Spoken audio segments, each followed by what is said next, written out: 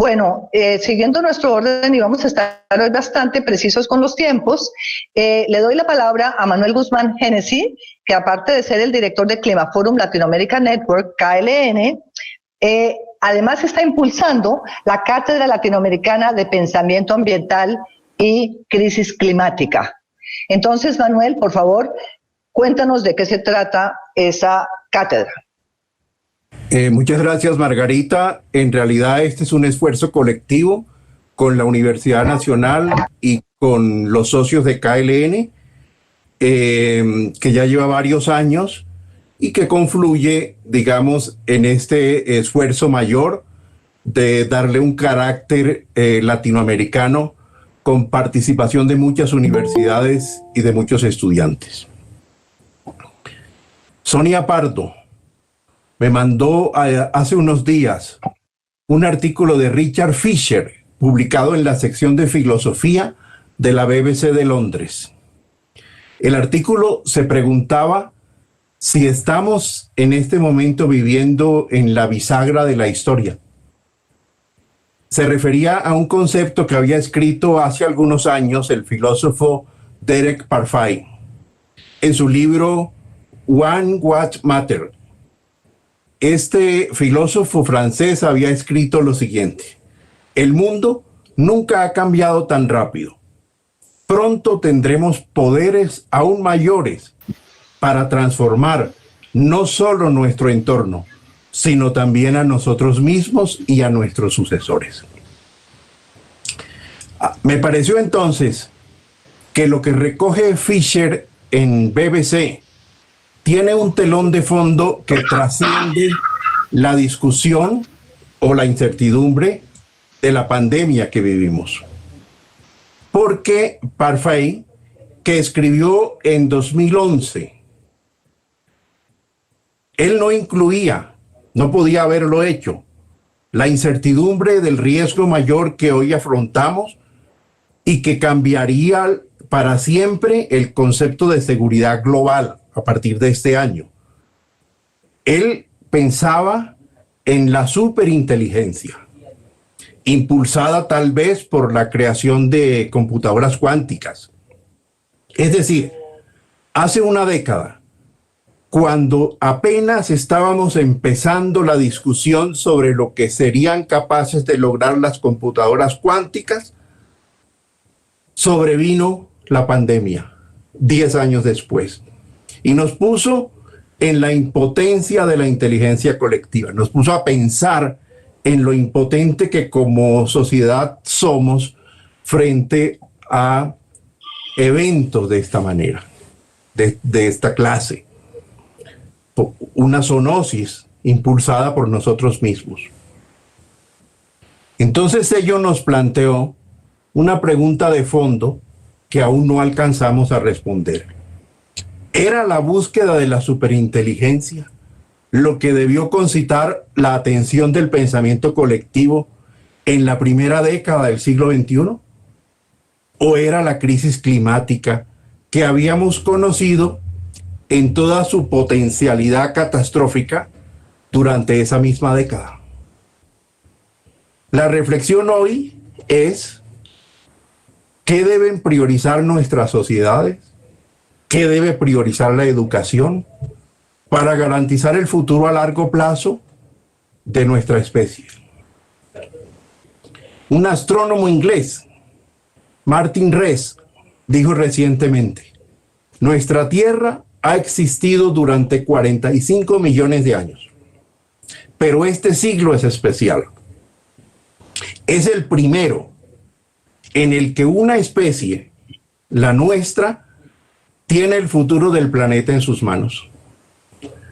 Es cierto que por primera vez tenemos la capacidad de degradar de forma irreversible la biosfera o desviar la tecnología para causar un revés catastrófico en toda la civilización.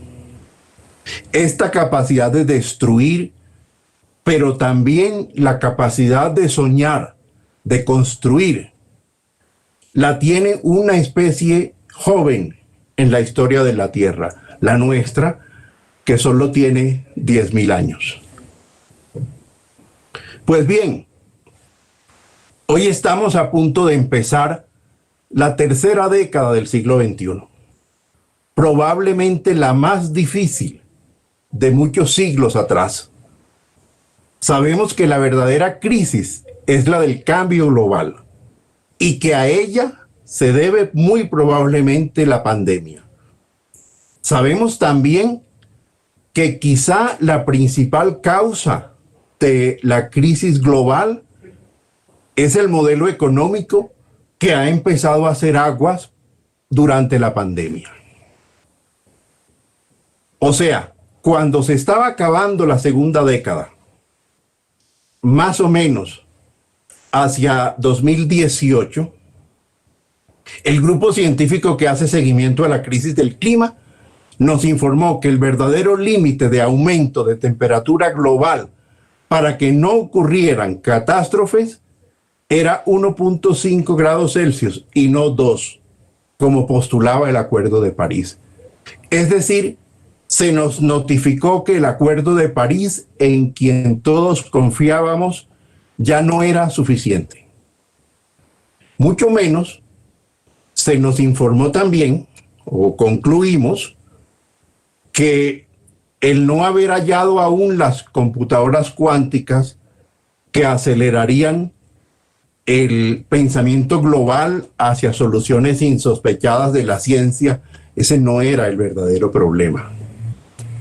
A comienzos de la segunda década de este siglo, la Universidad Nacional y la red KLN decidieron fundar una cooperación que hoy se complace, como ya lo ha dicho el decano, el ex decano y la actual decana, en lanzar la primera cátedra latinoamericana de pensamiento ambiental y crisis climática.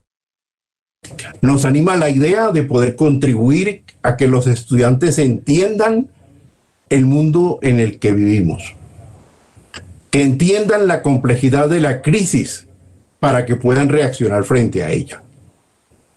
Nosotros tenemos una larga historia de pensamiento ambiental, desde los primeros institutos que se crearon, como el IDEA en la Universidad Nacional, el trabajo de Augusto Ángel Maya, de Margarita Marino de Botero, de Julio Carrizosa, y también tenemos una larga historia institucional que en su modelo fue modelo de América Latina, desde que Manuel Rodríguez convirtió el viejo Inderena en el Ministerio de Medio Ambiente. Nos propusimos recuperar todo ello para mirar el futuro desde nuestras construcciones académicas e institucionales.